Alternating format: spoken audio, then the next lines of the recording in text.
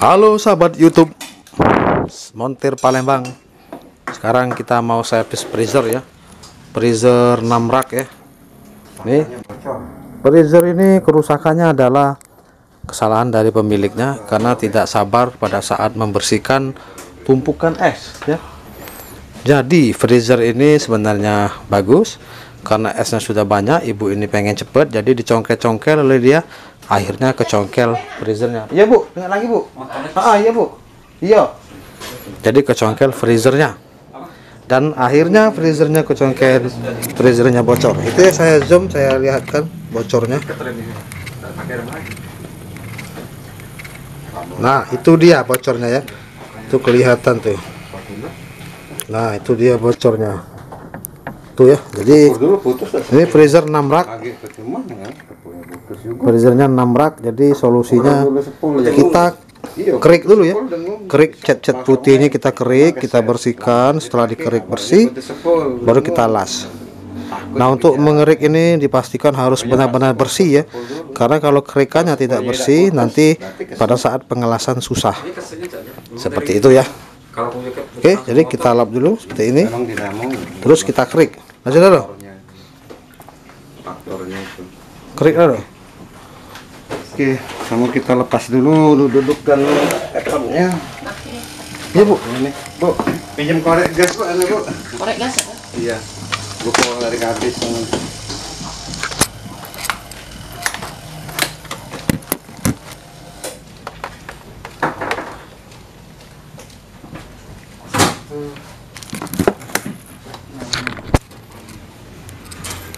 Nah oke, jadi tahap awal yang kita lakukan adalah kita melepas perbagian raknya ya. Nah kita lepas perbagian raknya, yang raknya dirasa bocor saja, yang tidak bocor tidak usah. Seperti itu. Oke. Nih kita di rumah orang ya.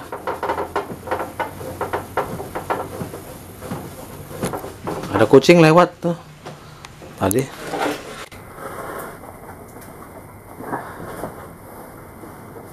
Ini dulu loh. Cas dulu. Oke guys, jadi tahap awal kita panaskan dulu ya.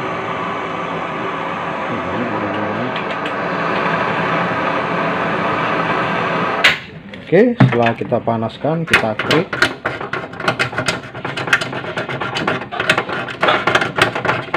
Pakai cutter.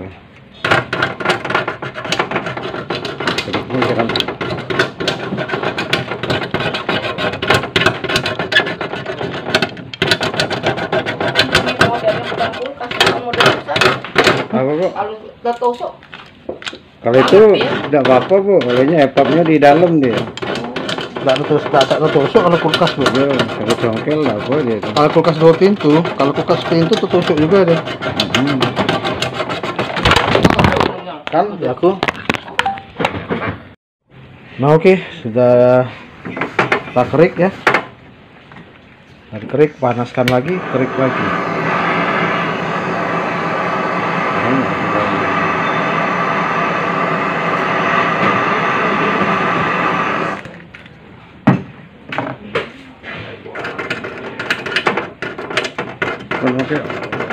Pakai kapasitor oh.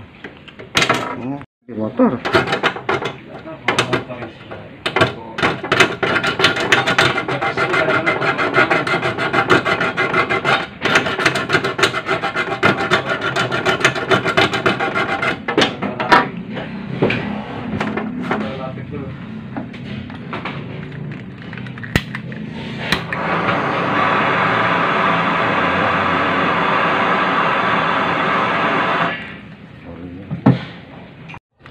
Oke, setelah dikerik kita las ya. Lasnya menggunakan welding rod kalau orang sebut ya. Tuh seperti itu tuh. Nah, itu ya. Las. Ini sama kayak timah ya.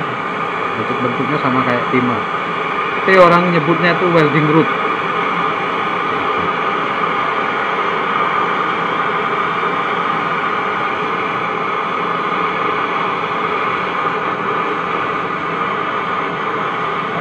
Alatnya bu, saya masih cuci bu. Kalau tidak bawa terus agak susah makan. Itu keset namanya.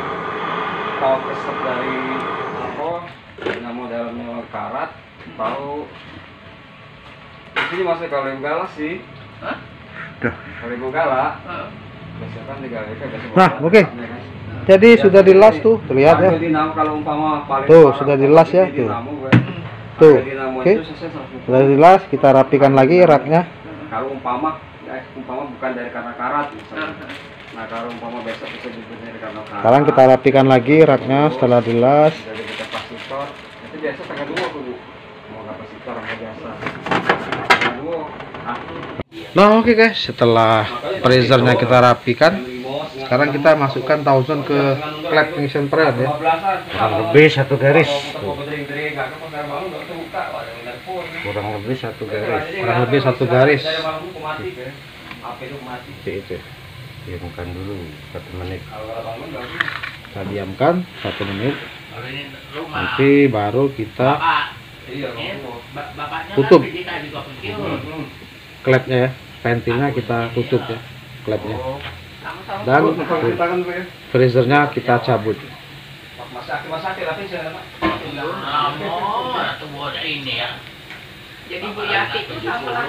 Sekarang kita tutup klepnya ya, ventilnya ya, pasang ventil maksudnya.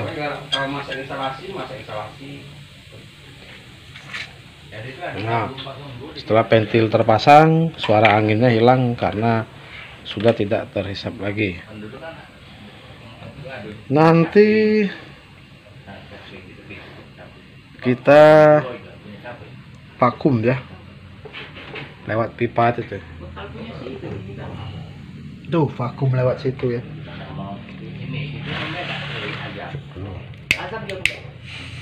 Tuh, masih ada angin ya. Tuh, sampai anginnya habis ya, sampai angin dari situ habis. Nanti baru kita isi metil ya, masukkan metil itu tuh. Oke, sekarang kita kasih Thousand ya. Kalau kulkasnya cabut ya, kulkasnya cabut. Ini. Setelah kulkas dicabut, dia akan menghisap ya. Thousand itu akan hisap sampai dia habis ya. Setelah itu tutup lagi pipanya.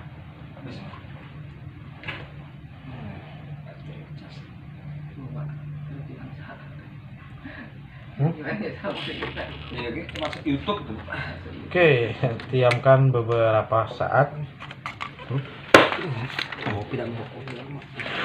Nah, setelah itu kita diamkan beberapa saat ya. Nanti setelah itu kulkasnya kita colokkan kembali. Nah, oke, sekarang kita colokkan lagi kulkasnya. Kita tunggu beberapa menit.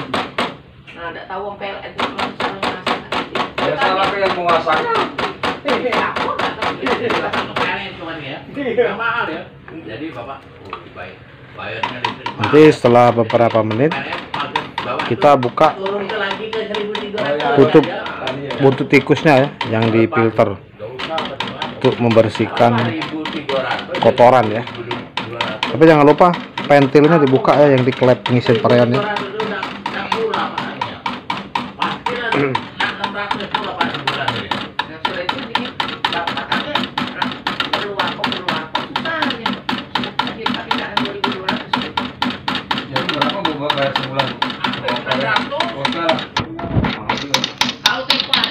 Oke, sekarang kita buka klepnya.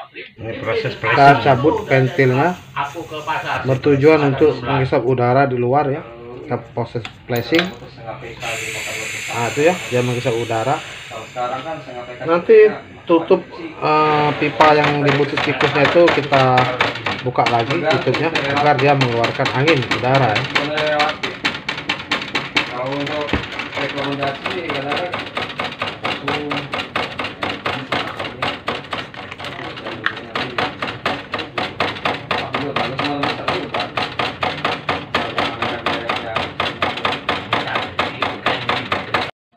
Nah, itu kita goyang-goyang untuk merontokkan kotoran dalam filter itu ya. Nanti setelah itu kita buka pipa kecil itu ya, buntut tikusnya ya. untuk proses flashing. Kalau dia awal Proses flashing nanti keluar dari situ, pipa kecil itu. pasti bagus. Kecuali dia mau ada tiba-tiba ada masalah. Tuh. Nanti bisa dikompresor. Pipa kecil itu ya. Mulutnya memanglah sudah rusak. Kalau ini jak. Iya, saya kan pakai masalahnya di cuci. Oil mesti yang bikin cus nah amat ibu. Oh, ini kan naik terus. Tapi kalau bunyi-bunyi tadi itu tidak apa-apa ya sebenarnya. Tidak ada apa-apa kan. Tidak meledak itu tidak. Kalau bunyi sama? Ya kita dia oh, Udah tidak mau tak. Sekarang kita buka tutupnya. Nah, itu ya. Darinya merek 7 itu. Apa? Tidak ada juga dia gini. Tidak Nah, ini itu. kamu tuh apa? Dia mengeluarkan udara ya. Udara hasil hisap dari klep itu tuh, klep pengisian freon ya. Nah, dia menghisap dari situ, dikeluarkan dari pipa kecil itu ya. Pipa kecil mana tadi? Nah, itu ya. Nah, itu ya. Itu namanya proses flashing. Nanti itu metil atau ozon tadi nanti keluar dari pipa kecil itu ya. Dia membawa kotoran tuh, terlihat tuh ya. Tuh. Asap-asap itu metil ya.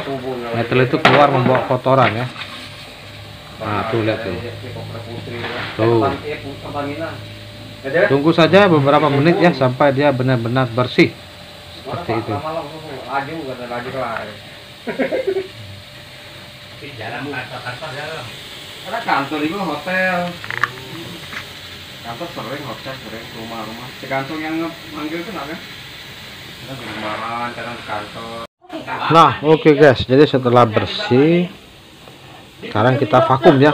Tutup lagi klepnya ya. Masukkan ventilnya agar udaranya tidak terhisap. Setelah itu kita vakum, patokannya cek udara di pipa kecil ini. Jadi siapa ya kita bukan ya. dokter kemarin, Pak? Korek saja. Kalau koreknya sudah tidak tertiup lagi, berarti selesai. Pasang manifoldnya menggunakan 2 selang ya. Satu yang tengah itu ke klep pengisian freon dan yang sebelah kiri kuning ke tabung freon portable. Kalau di RSCM Seperti itu ya. Kita isi tekanannya seperti biasa 10 PSI ya. Ketanganan di daerah itu lari ke Citagalo. Iya sih, kadang-kadang ya mana lah ya. Aku tuh berapa kali yang ngerewangin buang kadang-kadang pengen ya kadang-kadang alhamdulillah sembuh kan. Tapi kadang-kadang ya aduh, aku sakit nemuin dari dulu sampai uang.